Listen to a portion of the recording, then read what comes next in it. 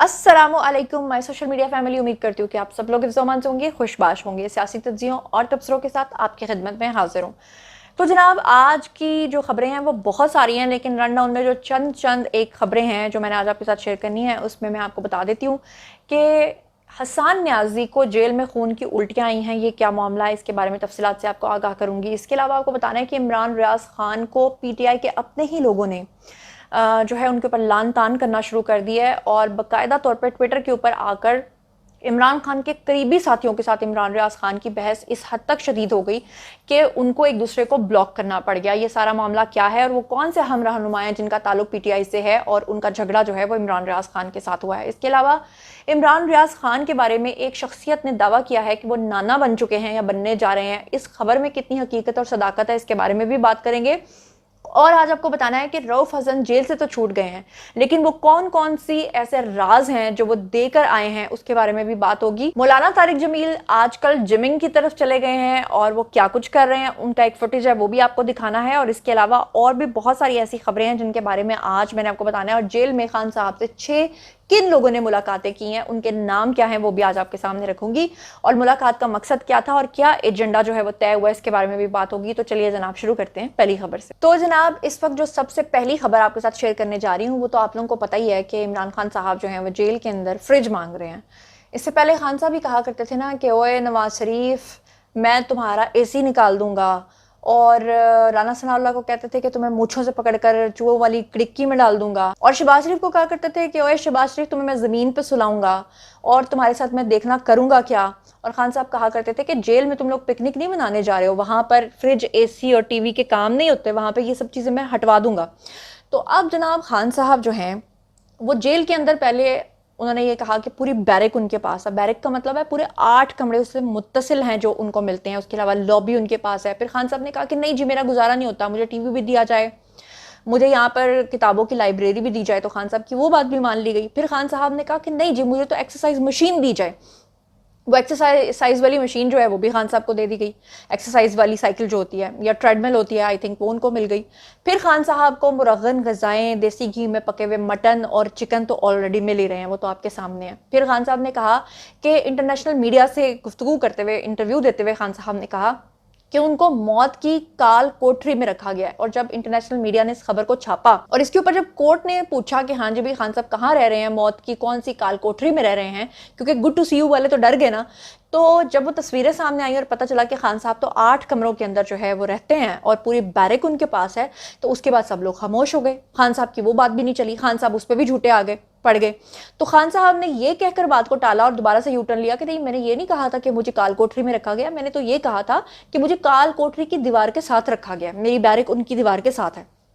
ये बिल्कुल ऐसे ही हो गया जैसे जन्नत वाले कहेंगे कि हम तो जहन्नुम की दीवार के साथ ही रहते हैं। अब खान साहब जो हैं उन्होंने एक नई फरमाइश की है। 2-3 दिन से ये खबरें भी आप सुन रहे हैं कि वो कहते हैं कि मुझे फ्रिज दी जाए।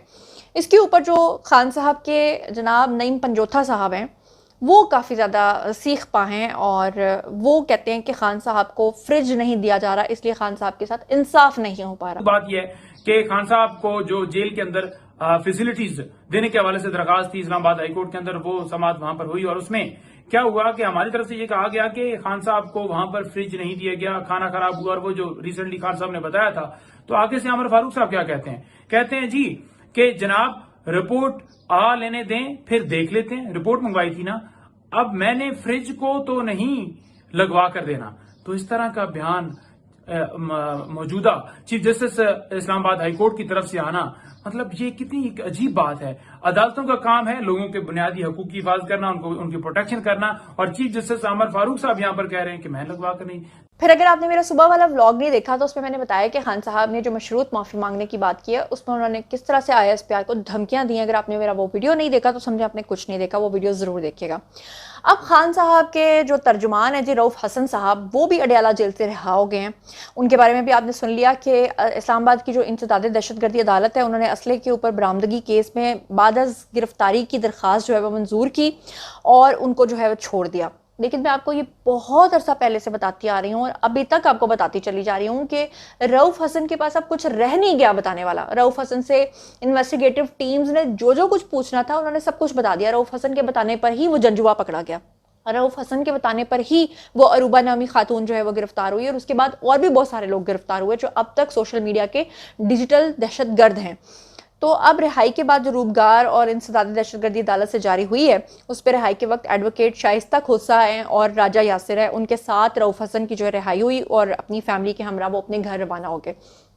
बताने वाले बताते हैं कि रऊफ हसन ने तमाम वो चीज़ें जो शायद पीटीआई के लिए आने वाले दिनों में बहुत तकलीफ दे हो सकती हैं, हर वो अंदर का राज जो है बता दिया। यहाँ तक कि पिछली सुनवाई पे आप लोगों ने सुना था कि अदालत के अंदर जब ये बताया गया था कि जो खान साहब है उनकी पार्टी जो है वो किस तरह से बाहर के मुल्कों से फंड्स लेती है, इवन कि इंडिया से, तो रऊफ हसन ने इस चीज़ का कन्फेशन किया था कि हाँ, इंडिया से उनको एक शख्स ने जो है वो स्पॉन्सरशिप पे बाहर के मुल्क में बुलाया था, उनको मीटिंग की थी उनके साथ और इस बात के लिए उन्होंने खुद कन्फेशन किया था जज साहब के सामने।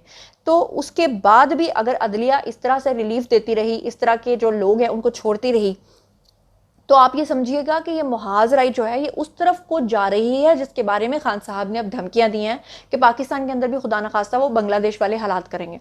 साथ ही आपको बता दूं कि हसन न्याजी जो हैं उनके बारे में कर्नल रिटायर्ड हैं जी साकिब मुनीर, इन्होंने ट्वीट किया और उन्होंने कहा कि हसन न्याजी को जेल में खून की उल्टियां जो हैं वो आई हैं और उनकी तबीयत जो है वो काफ़ी नासाज हो गई। और उन्होंने ये खबर किस हद तक सच है ये तो मुझे नहीं पता, लेकिन कर्नल साहब जो हैं उनका तो दावा फिलहाल यही है कि खून की उल्टियां जो हैं वो आई हैं। जनाब, इससे पहले कि अगली खबर पे चलूँ मैं आपको ये बताती चलूँ कि मौलाना तारिक जमील साहब जो हैं वो आजकल काफ़ी जो है ना कूल फिर रहे हैं और उन्होंने सियासत से एक किस्म की किनारा कशी कर लिया। आए रोज़ वो जो रो कर खान साहब के हक़ में कहा करते थे कि इससे ज़्यादा नेक और पाकीज़ा शख्स मैंने नहीं देखा, वो मौलाना तारिक जमील साहब जो हैं वो आजकल खान साहब के बारे में कोई भी बयान देने से गुरेज़ा हैं, बल्कि आजकल वो जिम कर रहे हैं और बड़ी टिका के जो है ना वो 5-5 kg वाले डंबल्स उठा रहे हैं। आज साइड पे वीडियो तो देख ही रहे होंगे। अच्छा, इसके साथ ही जो खबर आपके साथ शेयर करनी है वो बड़ी इंपॉर्टेंट खबर है जनाब। आपको पता ही है कि अभी सवाबी का जो जलसा हुआ उसमें जिस तरह से इमरान रियाज खान ने शिरकत की, वहाँ पर बाकायदा तौर पर पीटीआई के अपने ही लोगों ने तनकीद का निशाना बनाया इमरान रियाज खान को।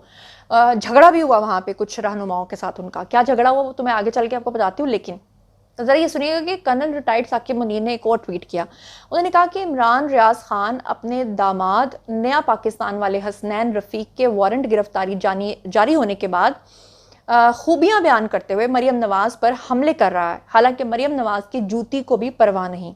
इमरान रियाज खान के चेहरे पर परेशानी नुमाया है क्योंकि दामाद मुश्किल में है, अब क्या करे बेचारा। अब जनाब, इमरान रियाज खान को लेकर पीटीआई के जो अपने रहनुमा हैं वो काफ़ी इनसिक्योर हो गए, उनका झगड़ा हुआ है बाकायदा तौर पे इमरान रियाज खान के साथ। क्या मामला है आपके सामने रखती हुई ये सलमान दुरानी का आपको एक स्क्रीनशॉट नज़र आ रहा है जिसमें आपको पता है कि सवाबी जलसे के अंदर इमरान रियाज खान वहाँ पहुंचे थे और आपको ये भी पता है कि इमरान रियाज खान इतना बढ़ चढ़ के जो स्पोक्स पर्सन बने हुए पीटीआई के, असल में वो पीटीआई के एमएनए बनना चाहते हैं, अपने वालिद को भी टिकट दिलवाना चाहते हैं, अपने भाई को भी टिकट दिलवाना चाहते हैं। और इमरान रियाज खान को पता है कि किसी और पार्टी ने मुझे कभी कबूल करना नहीं है। ऐसे में जो सलमान दुरानी है इन्होंने लिखा कि अगर हम दूसरी जानिब के सहाफ़ियों को नून लीग की पीआर करने पर तनकीद का निशाना बनाते हैं तो गलत ये भी है। किस बात पे? ये मुकद्दस फारूक अवान ने एक ट्वीट किया जिसमें इमरान रियाज खान भी पीटीआई के जलसे में, वो भी स्टेज पर, उन्होंने एक ट्वीट किया कि सवाबी के जलसे में किस तरह से इमरान रियाज खान जो हैं वो जाकर अपने आप की पब्लिसिटी कर रहे थे, जिसमें सलमान दुरानी ने इमरान रियाज खान को गलत कहा। उसके बाद क्या हुआ आपके सामने ये दूसरे नंबर का जो स्क्रीनशॉट है ये आपको स्क्रीन पे नजर आ रहा है। इमरान रियाज खान ने फौरी तौर पे सलमान दुरानी को जवाब दिया और कहा कि ये मीडिया स्टेज है, किसी एजेंसी का बनाया हुआ मीडिया हाउस नहीं है, पहले तहकीक करनी चाहिए थी। यानी तंज किया सलमान दुरानी को, जिस पर सलमान दुरानी सीधे हो गए और उन्होंने आगे से इमरान रियाज खान को खरी खरी सुनाते हुए कहा कि अगर हम दूसरी जानिब के सहाफ़ियों को नून लीग की पीआर करने पर तनकीद कर सकते हैं, उनको निशाना बना सकते हैं, तो जो आप कर रहे हैं गलत वो भी है। तीसरे नंबर पे आपको स्क्रीनशॉट मैं दिखा रही हूँ। इस पे सलमान दुरानी ने आगे से उनको ये जवाब दिया इमरान रियाज खान की इस बात का, जिसमें इमरान रियाज खान ने कहा कि ये मीडिया स्टेज है, किसी एजेंसी का बनाया हुआ मीडिया हाउस नहीं है, पहले तहकीक करके आया करो।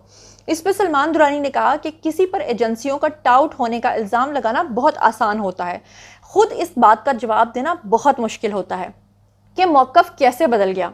सिर्फ मरियम नवाज और नवाज शरीफ के ऊपर तनकीद करके हीरो तो कोई भी बन जाएगा इमरान भाई। यानी कि उन्होंने इमरान रियाज खान के ऊपर तंज करते हुए ये कहा कि ये जो आप आए रोज़ मरियम नवाज के ऊपर तनकीद करके और अपने व्लॉग्स बना के पैसा कमाते हैं और डबल एजेंट बन के काम करते हैं और अपना नाम बनाना चाहते हैं महज आप एक दूसरी पार्टी के ऊपर तनकीद करके, तो ये हो नहीं सकता।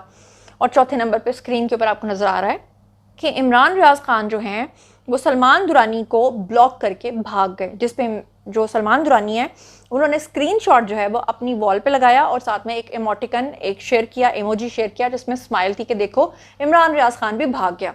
तो ये दो जो है ना आपस में लड़े, दोनों का ताल्लुक पीटीआई से था। और वो आपने सुनी होगी वो एक नज्म थी ना, लड़ते लड़ते हो गई गुम, एक की चोंच और एक की दुम। तो ये पीटीआई के सारे जो है ना ये मुफाद की खातिर इमरान खान का साथ देते हैं, अदरवाइज इनको इमरान खान से कोई लेना देना नहीं। हर एक को पार्टी के अंदर अपना एक मकाम चाहिए और उसके लिए वो आपस में लड़ते और झगड़ते रहते हैं। जहां एक तरफ आपको पता है कि इमरान खान जो है वो धमकियां दे रहे हैं DGISPR को, ISPR को, वहीं पर खालिद मजारी ने एक ट्वीट किया। वो कहते हैं कि इमरान खान ने बाकायदा तौर पर सरेआम माफी मांगने के लिए एक कमेटी तश्कील दे दी। इमरान खान से अडयाला जेल में 6 वकला ने कॉन्फ्रेंस रूम में 1 घंटे की तवील मुलाकात की। वकला के वफ्द के अंदर जिन लोगों ने मुलाकात की उन्होंने उनके नाम भी लिखे हैं। उन्होंने कहा इसमें इंतजार पंजोथा थे, जुबैर कसाना थे, मौजम बट थे, सुहेल सुल्तान थे, समीर खोसा थे और हारून इरशाद जंजवा शामिल थे। उन्होंने कहा कि खान साहब ने इन वकला के जरिए मीडिया पर माफी मांगने का टास्क दे दिया है। ये वकला आइंदा मुलाकात के बाद एक प्रेस कॉन्फ्रेंस करेंगे जिसमें इमरान खान की तरफ से ऑफिशियली तौर पे पूरी कौम और इदारों से माफ़ी मांगी जाएगी। जबकि अभी आपने अगर मेरा सुबह वाला व्लॉग देखा है तो खान साहब ने बाकायदा तौर पे उसमें धमकियां दी हैं ISPR को, और उन्होंने कहा है कि फुटेजेस मुझे दिखाई जाएं, अगर प्रूव होता है कि मेरे लोगों ने ये सब कुछ किया है तो उनको सजा भी दिलवाऊंगा और मैं माफ़ी भी मांगूंगा। और आपको ये पता भी है कि फौज के पास सारी फुटेजेस ऑलरेडी मौजूद है, और सिर्फ फौज के पास नहीं सब लोगों के पास, क्योंकि उस दिन सोशल मीडिया पर हर फुटेज जो है वो अपलोड हुई थी। ये कर्नल साहब की एक और ट्वीट आपके सामने रखने जा रही हूँ, और इनका अकाउंट शायद सस्पेंड भी हो गया है, इतना रिपोर्ट किया गया है। अब इसमें इमरान रियाज खान जो हैं उनका एक ट्वीट है और उसके बदले में कर्नल रिटायर ने एक बहुत बड़ी बात कर दी है, और उन्होंने इमरान रियाज खान के ऊपर भी एक बहुत बड़ा इल्ज़ाम आयद किया। आई डोंट नो ये कितना सच है कितना झूठ है, लेकिन ज़रा सुनिएगा। इमरान रियाज खान ने सबसे पहले ट्वीट किया जिसमें उन्होंने कहा कि बाप की कमाई इज्जत का जनाजा बेटी ने निकाल दिया। भुट्टो उस वक्त गलत था मगर उसकी बेटी ने शहादत और जमहूरी सोच से इज्जत कमाई। शेख मुजीब बांग्लादेशियों का हीरो था मगर उसकी बेटी ने आमराना सोच जबर फस्तायत को चुना। एक और सियासतदान नवाज शरीफ की बेटी भी तारीख की गलत समत में खड़ी है। ये उन्होंने सारा जो शेख हसीना वाजिद वाला मामला है ये मरियम नवाज के ऊपर डाल दिया और इसे ट्वीट किया इमरान रियाज खान ने। और इसका जवाब देते हुए कर्नल रिटायर्ड साकिब मुनीर ने क्या लिखा, उन्होंने कहा कि चंद दिन पहले इमरान रियाज खान की बेटी का एक स्कैंडल मुझ तक पहुंचा, लेकिन मैं खामोश था क्योंकि बेटियां सांझी होती हैं, मगर इस ट्वीट के बाद मैं खुद को रोक नहीं सकता। नया पाकिस्तान वाला हसनैन रफीक इमरान रियाज खान की बेटी को खराज तहसीन पेश कर चुका है, यानी उनका मतलब यहाँ पे बहुत ही गंदा है, दूसरी सेंस में। उन्होंने कहा कि इमरान रियाज खान बहुत जल्द नाना बनने वाले हैं। अब ये तो जवाब इमरान रियाज खान ही दे सकते हैं। कर्नल साहब ने बहरहाल ये ट्वीट कर दिया है और मैंने आप तक ये पहुंचा दिया है कि सोशल मीडिया पर दिन रात हो क्या रहा है, क्या गलाजत के ढेर लगे हुए हैं और क्या एक दूसरे के बारे में हर्जा सराइयाँ हो रही हैं। बहुत ही अफसोस होता है ये सब कुछ देख के। ये एक और बड़ी शर्मनाक खबर है जो आपके सामने शेयर करने जा रही हूँ कि सोशल मीडिया पर हो क्या रहा है, क्यों डिजिटल दहशतगर्दों के पीछे इस वक्त सब पड़े हुए हैं, क्योंकि ये गलाजत का ढेर है। आप देखिएगा कि बाबा कोडा नाम का एक आईडी है जी, और ये खुलकर पीटीआई को सपोर्ट करते हैं। किसी को भी कोई सपोर्ट करे, किसी की भी कोई चॉइस हो सकती है, लेकिन इन्होंने जो अल्फाज लिखे हैं वो किस कदर गलत हैं आप ज़रा ये मुलाहिजा फरमाइएगा। ये सवाबी का जो जलसा है उस जलसे की एक तस्वीर इन्होंने शेयर की और ऊपर लिखते हैं कि ये तस्वीर सवाबी जलसे में जाने वाले काफिलों की है। बहुत से गोरे इस तस्वीर को देखकर समझ रहे थे कि ये बैटमैन से मुशाबे है, इस निस्बत से कि वो इमरान खान को सुपर हीरो कहना शुरू हो गए हैं। इमरान खान से आपकी अकीदत अपनी जगह, लेकिन वो सुपर हीरो नहीं बल्कि अल्लाह का बरगुज़ीदा वली है। ये कौन कह रहा है? ये बाबा कोडा साहिब फरमा रहे हैं। और आगे कहते हैं इमरान खान का दर्जा अंबिया और सहाबा के बाद सबसे ऊंचा होगा। अल्लाह माफ़ी दे, तौबा इस्तग़फ़ार। आगे वो कह रहे हैं और तस्वीर बैटमैन की नहीं बल्कि आसमानी फरिश्ते की है जिसने काफिला सवाबी की हिफाजत के लिए अपने पर फैला रखे हैं। सुभान अल्लाह। आगे कहते हैं इमरान खान कोई सुपर हीरो नहीं बल्कि वो अल्लाह का एक वली है, अहदे रफ्ता के तमाम औलिया का इमाम है, बकल्लम खुद बाबा कोडा।